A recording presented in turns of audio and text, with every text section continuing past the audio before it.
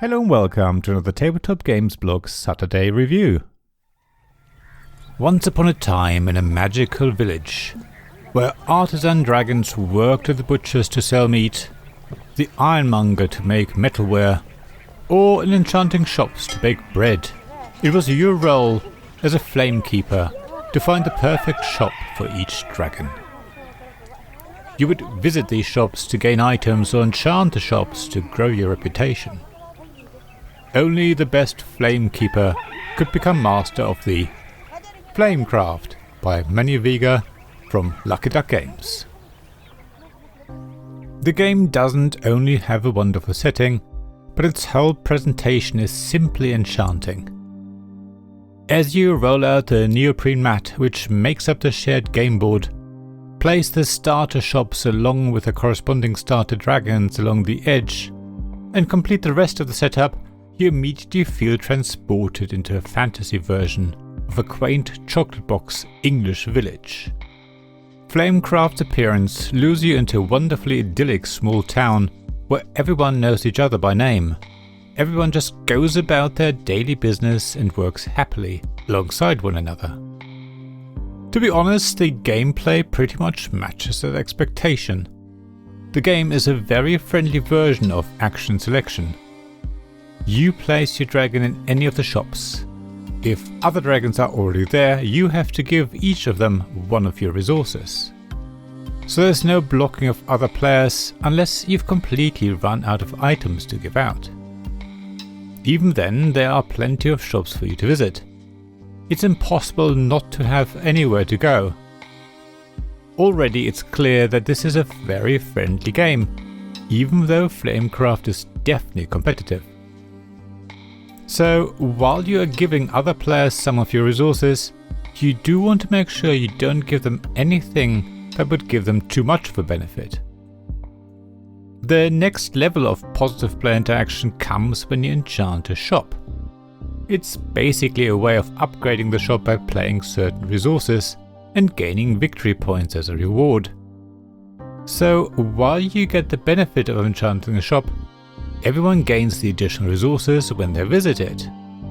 Again, it's about ensuring you get the bigger benefit out of it. Yet, not everything is hunky-dory in the Flamecraft village. There are 2 card rows where you get additional dragons or spell cards to enchant shops. Given that a lot of the information in the game is public knowledge, it is possible to hate draft here. If you can see someone working towards a specific spell, you can try and stop them by using it first. If someone might benefit from a specific dragon, you could get it for yourself before they get a chance. Mind you, it's not quite as simple as that. You can't just take a spell.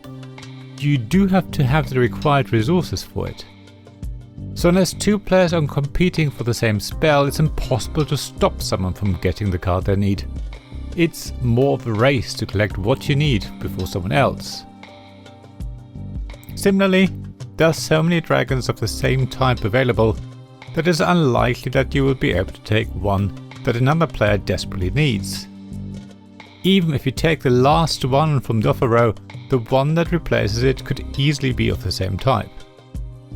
So even though there is the potential for negative player interaction, it is really very limited. Flamecraft definitely does all it can to be a fiercely competitive game, where players have to help each other along the way.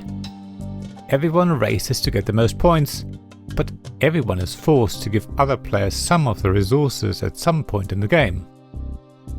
Yet, it's not a multiplayer solitaire game. Even though nobody can really stop you from doing what you need to do, you're still encouraged to compete and not allow someone to get their points without any work. It's really lovely to see a game promoting positive player interaction. It's rare in our hobby to see players being forced to share the resources with others. Competitive games so often are very cutthroat.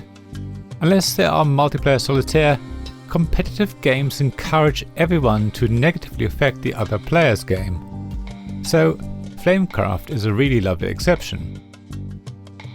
It's a really great family game as well. It's not only relatively easy to learn, but its cartoon-styled presentation and fantasy setting, with cute dragons in a world where everyone is friendly to each other, really appeal to younger players.